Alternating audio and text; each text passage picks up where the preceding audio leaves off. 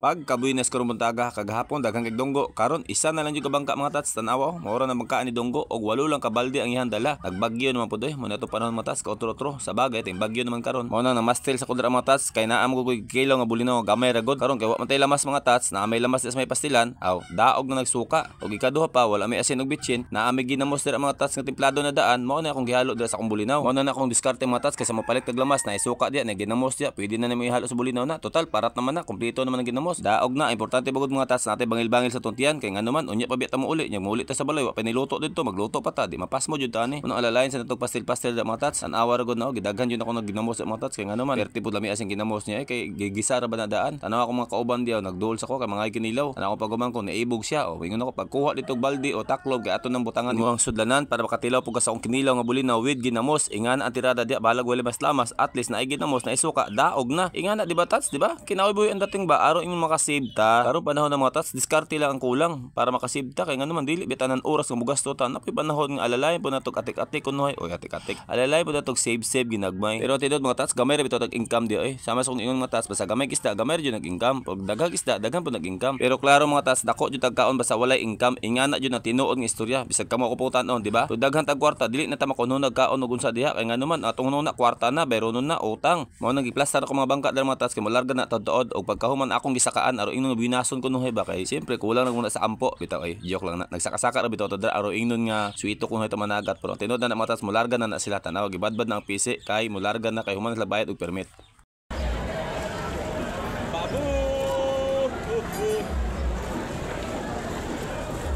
Kaya nanguli naman to sila, ako pod mauli na lang pug ako kay nga naman kung magdugay-dugay ko dito makaingon ako pamilya nga dako kay kog income ug isa pa dagha pag trabahoon og pag-edit ani. Unya mo lang sa to. Thanks.